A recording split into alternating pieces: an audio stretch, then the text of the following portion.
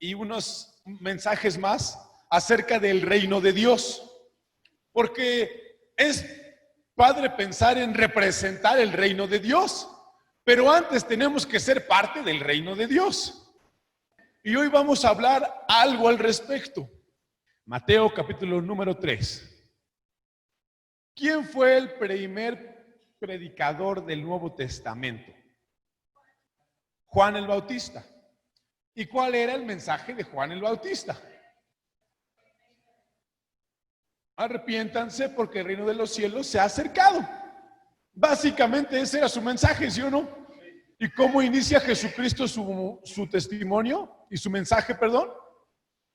De la misma forma, arrepiéntanse porque el reino de los cielos se ha acercado. Dice en el versículo 1, en aquellos días vino Juan el Bautista predicando en el desierto de Judea y diciendo, arrepentíos porque el reino de los cielos se ha acercado. Pues este es aquel de quien habló el profeta Isaías cuando dijo, voz del que clama en el desierto, preparad el camino del Señor, enderezad sus sendas. Amén. Entonces, nos posicionamos otra vez en la historia. ¿Y qué pasó en la historia? Bueno, ya sabemos que fue destruido el reino de Israel, de Judá, que ya era una provincia. ¿Y cuáles eran las expectativas de Israel en ese momento? El reino de Dios, que ahora viniera el reino del Mesías, el reino del Salvador, el reino de la persona que escuchábamos en Zacarías, ¿sí o no? En Sofonías, en los libros de antes, que decía, bueno, pero va a venir un Salvador, va a venir una persona que va a reinar con justicia, va a ser del linaje de David, va a tener espíritu de inteligencia, sabiduría, etcétera, de fuerza, de valor. Él es el que se va a encargar de traer ese reino de Dios. ¿Se acuerdan de estos mensajes? Entonces, cuando llega el apóstol Juan a la escena, lo que les dice es, arrepiéntanse porque ya viene el reino de Dios. ¿Estamos claros? El tema del reino de Dios es algo muy importante. Así abre nuestra era. Así abre los tiempos de Cristo para nosotros. ¿Estamos claros? Así abre el Nuevo Testamento. La voz del Señor en silencio por muchos años retoma a través de este Juan y su mensaje es arrepiéntanse porque ya viene el reino de los cielos. Cuando tú y yo miramos en la creación, en Génesis 1, miramos básicamente dos cosas en la creación. La imagen de Dios y el reino o la autoridad de Dios. Cuando Dios hizo al hombre, dijo, lo voy a hacer a mi imagen y a mi semejanza. ¿Para qué lo quiero hacer a mi imagen y a mi semejanza? Para sojuzgar la tierra. ¿Sí estamos claros? Es decir, el hombre iba a representar a Dios en su imagen y en su autoridad. Dios le iba a dar al hombre su autoridad si vivía sujeto a su autoridad. Esta autoridad tú y yo sabemos que pues no se mantuvo, ¿verdad? Y hoy quiero hablar de este elemento. ¿Han escuchado sobre las sociedades secretas? Es un tema chistoso, ¿no? ¿Qué saben de las sociedades secretas? Que son secretas, que son intelectuales, que eran personas que se reunían ahí en secreto y decían y hacían sus planes, ¿no?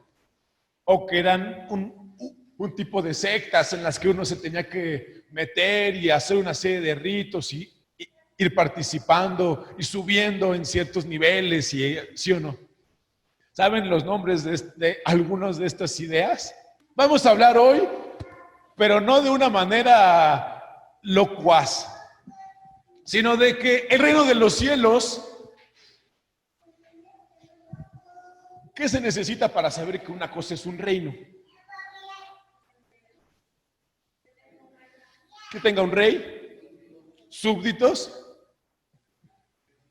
ejército, leyes, y un territorio, ¿no?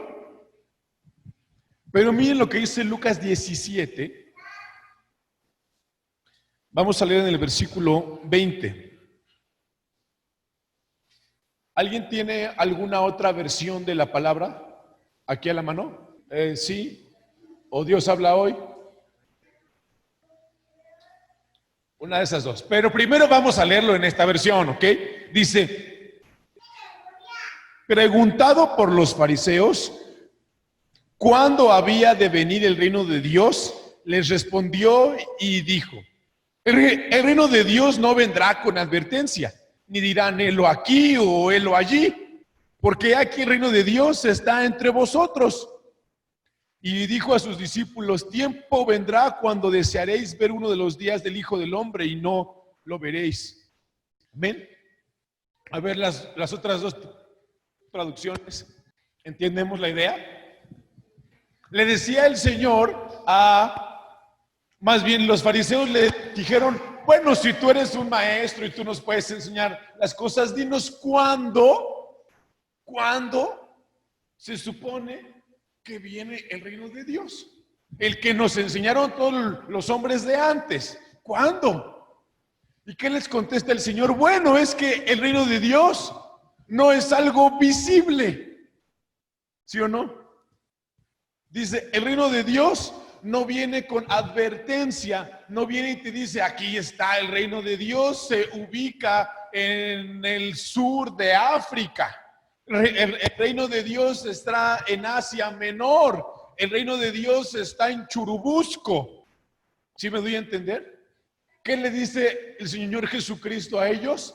No van a poder decir está aquí o está allá, porque en realidad el reino de los cielos ya está entre nosotros. ¿Sí me doy a entender? ¿Por qué el comentario de las sociedades secretas? Porque no es un lugar o un territorio en particular. ¿Saben qué pasó con las expulsiones de los judíos en 1200 en adelante? Todos, más o menos después de las guerras de las cruzadas, en las que perdieron pues, todas, se les ocurrió que uno de los problemas que tenía la nación era que en sus naciones, valga la redundancia, habían judíos y eran los que habían matado a Jesús. Ellos eran muy cristianos, o sea, muy católicos. Entonces, ¿qué hicieron? Expulsar a todos los judíos, pero nada mensos. Los expulsaban, pero se quedaban con sus tierras y con sus riquezas y con sus cosas. Entonces, los judíos se tenían que ir a menos que pasaran dos cosas. Una, se bautizaran y creyeran en Jesús. O la otra, pues que tuvieran que hacer un pago constante, ¿no? La mayoría se iba y decía que en el camino a España se encontraron a un sacerdote y el sacerdote los bautizó. Y dijeron, ¿seguro? Sí, claro, un cristiano no miente. Oh, bueno, está bien, entonces otra vez entra. Entonces, así le hacían. Pero ¿qué pasaba con los judíos? Los describen en esa época como un estado dentro de un estado. ¿Qué es un estado dentro de un estado? El Vaticano dentro de Italia, es decir, que tiene una soberanía como estado. Autonomía no es independencia, es algo importante. Por ejemplo, las iglesias de nuestro compañerismo somos autónomas, pero no somos independientes. ¿Qué quiere decir que somos autónomas, pero no somos independientes? Pues que tenemos ciertas libertades de decidir lo que vamos a compartir y decir y demás, pero que todos nos regimos bajo una sola autoridad. ¿Estamos? Por eso es que no necesariamente todas las iglesias tienen que hacer exactamente todo igual. O sea, porque tienen autonomía. Entonces, pero un estado dentro de un estado sí existe esa independencia. ¿Sabes qué? Yo vivo aquí, pero pues a mí no me interesan las leyes que tú digas, porque yo tengo mis leyes y yo tengo mis costumbres. Así eran los judíos, ¿estamos de acuerdo? Ellos decían, bueno, pues está muy bien lo que tú dices, pero pues yo tengo estas creencias, yo tengo esta cultura, y no solamente una cultura, sino leyes que son parte de mi cultura. Entonces dice la palabra que los echaron. Bueno, no es la palabra, la historia nos cuenta que echaron a los judíos. De hecho, es chistoso porque a los españoles dicen que les fue mal por dos razones. Porque fueron el último país en echar a los judíos. Entonces, dicen que les fue mal porque fueron el último país en tener a muchos judíos ahí en su nación. Y otros decían que les fue mal porque echaron a los judíos después de 200 años, cuando ya todo el mundo se había dado cuenta que no estaba bien echar a los judíos. Están las dos partes en la historia. Entonces dice el Señor Jesucristo, es que ustedes están pensando que el reino de Dios es un lugar físico, una región en particular, que la tierra que ustedes buscan y por lo que luchan, la tierra de Canaán, pero no es eso, dice. El reino de Dios ya está entre nosotros. El reino de Dios ya está operando en ciertas personas. ¿En qué personas? En las que la autoridad de Dios sea palpable, en las que la gente haya decidido someterse a Dios. Vamos a leer Mateo 7, versículo 21. No todo el que me dice Señor, Señor, entrará en el reino de los cielos, sino el que hace la voluntad de mi Padre que está en los cielos. Muchos me dirán en aquel día, Señor, Señor, no profetizamos en tu nombre y en tu nombre echamos fuera demonios y en tu nombre hicimos muchos milagros. Y entonces les declararé, nunca os conocí, apartaos de mí, hacedores de maldad. Amén. Incluso una iglesia no es sinónimo de reino de Dios. ¿Estamos claros con eso? Por eso es que les digo que es una sociedad secreta, pero no en cuanto a que nadie sabe pues quién sí podría ser o no podría ser, sino que dice la palabra, no todo el que viene a la iglesia, no todo el que me dice Señor, Señor, no todo el que está de acuerdo con lo que yo enseño, no todo el que obedece o hace las cosas como yo digo, entrará en el reino de Dios. El reino de Dios, decíamos hace rato, ya está aquí, pero por otro lado hay que meternos en él. ¿A qué se refiere la palabra con eso? A un sometimiento, pero también a una dimensión en la que nos vamos a encontrar con Dios. ¿Estamos claros con eso? Es fácil de asimilarlo, sin embargo, estoy viendo unas cosas y creo que el problema número uno es que muy poca gente está sometida a Dios. ¿Y cómo sabes que muy poca gente está sometida a Dios? ¿En qué se refleja el sometimiento de Dios en una persona? ¿Cómo sabes que una persona vive bajo la autoridad de su Dios? Vamos a ir hablando de esto en esta serie de mensajes, pero les voy a dar un spoiler. Por los pensamientos que se permite, por las declaraciones que se permite hacer. Voy a hacer un espacio aquí y seguimos con el spoiler. Una persona que vive bajo la autoridad de Dios no permite que todos los pensamientos que le vengan a la mente los desarrolle. No permite que todos los pensamientos que le vienen a la mente ocupen ese espacio de su vida, sino que dice, ¿sabes qué? Esta situación no es correcta, esto no es lo que Dios quiere, esto no es lo que Dios me demanda de mí. ¿Estamos? Y una persona que vive bajo la autoridad de Dios no anda diciendo ciertas cosas, no porque no las sienta, sino porque no es correcto decirlas. ¿Sí me voy a entender? Porque cuando una persona vive bajo la autoridad de Dios, ya no habla lo que se le pega la gana, ya no dice lo que se le antoja, ya hay un filtro en su pensamiento, ya hay un filtro en su boca que le dice, ¿sabes qué? Si tú vives bajo mi autoridad, no puedes pensar de esta manera. Si tú vives bajo mi autoridad, no puedes conducirte de esta manera en la vida. No puedes hacer ese tipo de declaraciones. Eres un cristiano porque un cristiano no hace ese tipo de declaraciones, porque un cristiano no razona de esa manera, pero hay una tercera y aún una cuarta y una quinta más. La tercera, no se permite todo tipo de sentimientos. ¿Cuántos aquí se han enojado o se han puesto muy tristes? ¿Y cuántos de ustedes le han dado la libertad a ese sentimiento de dominar su estado de ánimo? ¿Cómo te das cuenta que sí o que no? Cuando eres enojona o enojón, hablas lo que no tienes que hablar, ofendes o haces declaraciones gachas de tu corazón, ¿sí o no?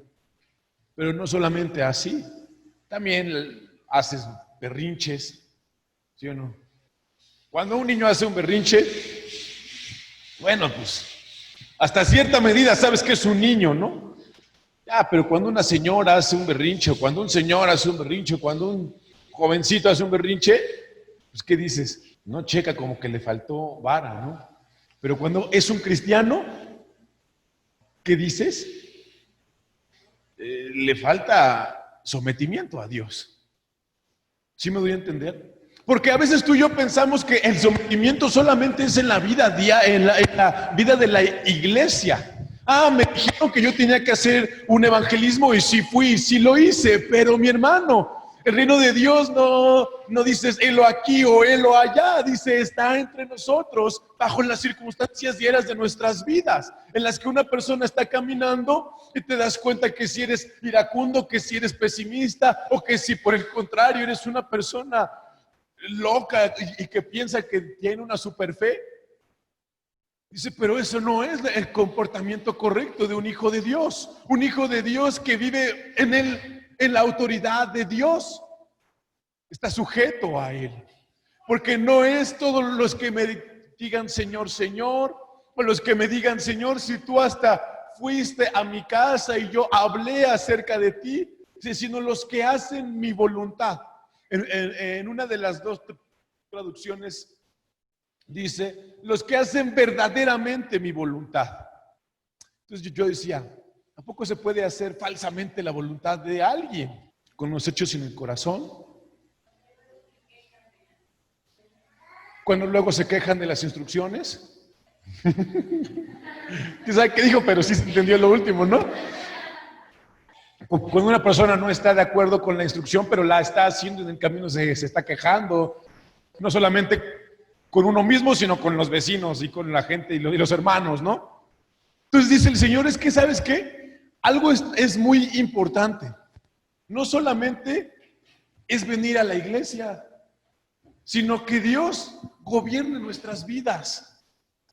Dice, porque tú quieres ser un representante del reino de Dios, ¿no? O ese era el mensaje de la mañana. Y queremos ser esos representantes que muestren a las personas quién es Cristo, el máximo exponente de la autoridad, ¿sí me doy a entender? El máximo exponente de la obediencia. Pero tú quieres representar a Dios, pero ¿cómo vas a representar a Dios o al Señor Jesucristo si tú no estás sujeto a Él? Mi hermano, ¿cómo crees que cambia el corazón de una persona, el carácter de una persona, los pensamientos de una persona cuando son cautivos por el Señor, cuando son sujetados por Dios? El carácter de una persona no cambia solamente orando y pidiéndole a Dios que los cambie. El carácter de una persona cambia cuando viene y lo sujeta a Dios.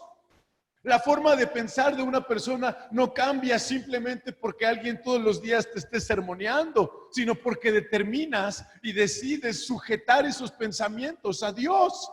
¿Sí me doy a entender? El temperamento de una persona berrinchuda no cambia solamente porque dice, sí, ya me di cuenta que soy berrinchudo, ya no voy a ser berrinchudo. ¿Cuántos de ustedes se dan cuenta de los defectos que tienen? Sí, ya van un paso adelante. ¿Y cuántos han dicho, chale, sí lo tengo, eso lo tengo que cambiar? Y por decir lo tengo que cambiar, ¿ya lo cambiaron? No funciona así. El que se nos evidencien nuestros errores no es sinónimo de decir, ya me di cuenta, sí es cierto, voy a hacer el ajuste. Hasta decimos, voy a estar trabajando en ello. Pero ¿cómo se trabaja en ello? sometiéndonos a la autoridad de Dios. Mi hermano, es que somos más rebeldes de lo que nos damos cuenta. Somos más necios de lo que nos damos cuenta. Una persona no cambia simplemente porque la autoridad de Dios no está en su vida. ¿Qué hace que un cristiano se vea como un cristiano? ¿Qué hace que un cristiano suene como un cristiano, hable como un cristiano, se comporte como un cristiano? El señorío de Dios en su vida. Pero eso es algo impalpable. No lo ves y dices, oh, sí, este es cristiano porque usa una ropa muy específica de cristianos. ¿Alguien aquí usó la misma ropa? ¿Alguien se puso de acuerdo con otro hermano para usar la misma ropa y que nos identificaran como cristianos? ¿Verdad que no? Si nosotros estamos caminando en la calle, ¿alguien tiene una ropa que diga, no, hombre, este sí es un cristiano? Si tú ves caminar a David en la calle, dices, no, este cuate se ve que es un cristiano. Si tú ves caminar a Catherine en la calle, dices, no, ella seguramente es cristiana. Nuestro aspecto físico no determina si somos o no somos cristianos, ¿sí o no? Si tú ves pero las personas externas sí piensan que porque tú vienes a la iglesia eres cristiano. Las personas de allá afuera sí piensan y sí tienen expectativas de que porque tú vienes a la iglesia, entonces eres una persona de cierta forma. ¿Sí estamos claros? Si tú veías a Juan el Bautista físicamente con sus pelos, con sus pieles, nazareno. O sea, el cabello lo tenía, pero choncho. Le gustaban comer como asas, como rastas. Yo creo que yo espero que se lo lavara. O sea, no quiere decir que estaba todo marrano, simplemente era un nazareno. Y la gente sabía que era un nazareno y que por eso usaba el cabello largo, pues. Entonces, lo veías y decías, no, hombre, este cuate se ve que es un hombre de Dios. ¿Cuál era la figura para los judíos de un hombre de Dios? Los fariseos que usaban sus túnicas y sus cositas estas en las manos y su sombrerito. Ese sí sabes que es un judío, ¿sí o no? Por eso es que Juan nos dice, el reino de los cielos se ha acercado, pero su apariencia como que no daba mucho. Dice, ¿seguro que el reino de los cielos ya se acercó a esta persona? ¿Sí estamos claros con eso?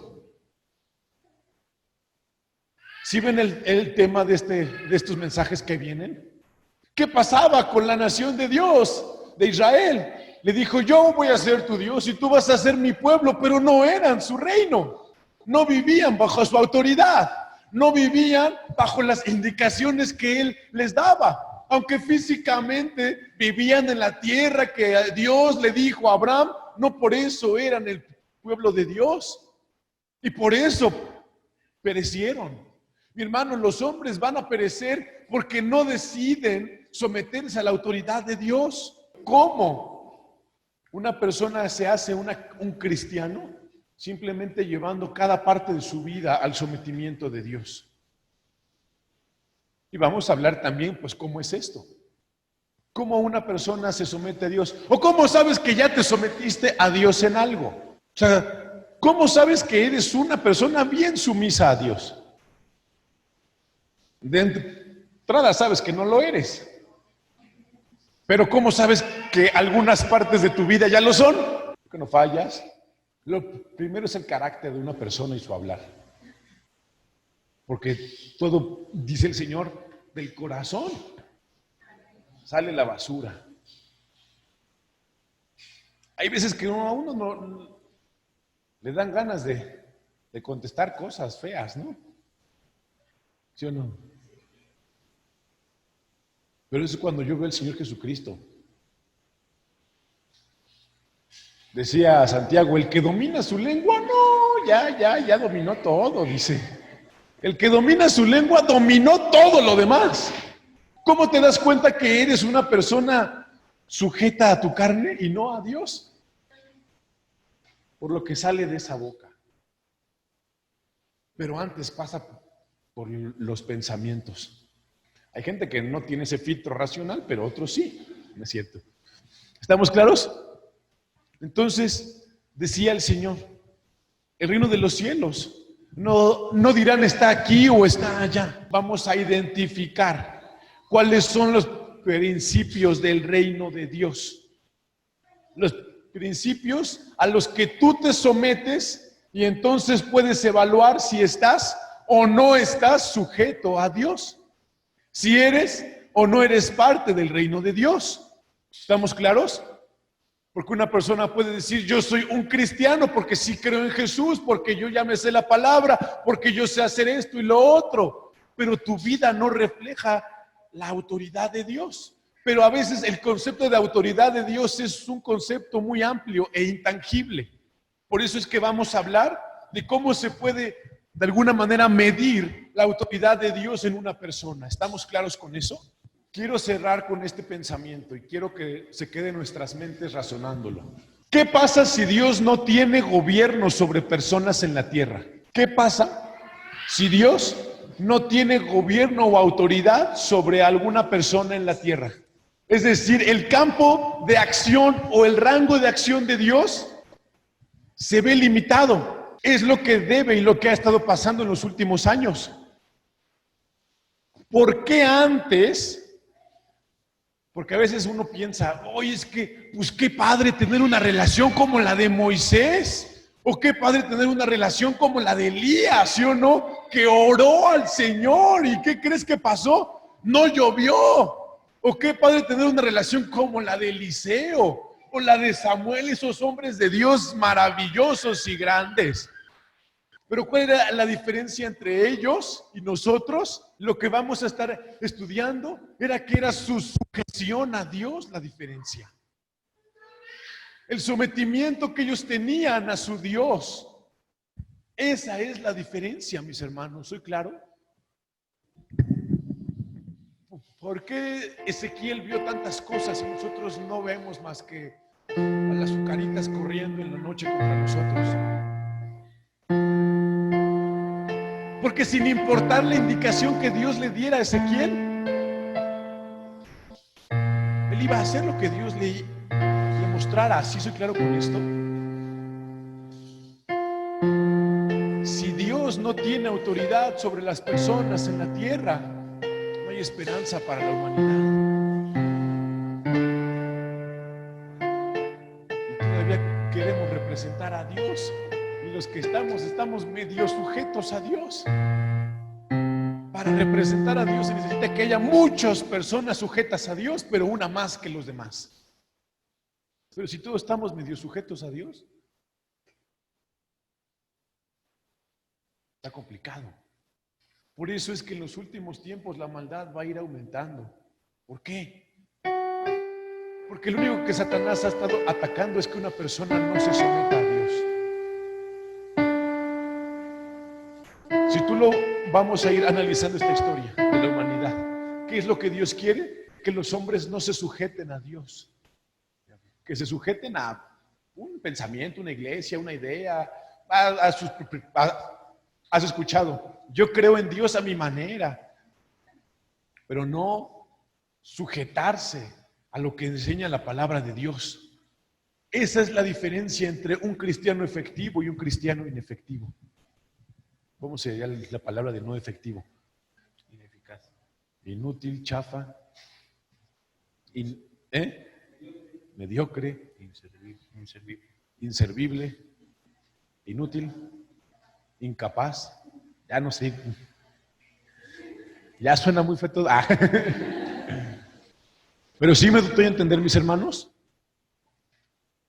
la diferencia entre un cristiano útil y uno inútil es su sometimiento a Dios. Y yo voy a orar y vamos a orar para que este mes se nos abra el conocimiento, el entendimiento y todo todo lo que se nos tenga que conectar en el cerebro. Porque somos inútiles si no estamos sujetos a Dios. Somos inútiles si no vivimos bajo su autoridad. No podemos ser su imagen si no vivimos bajo su dominio. ¿Estamos claros? Vamos a hacer un análisis. en este tiempo.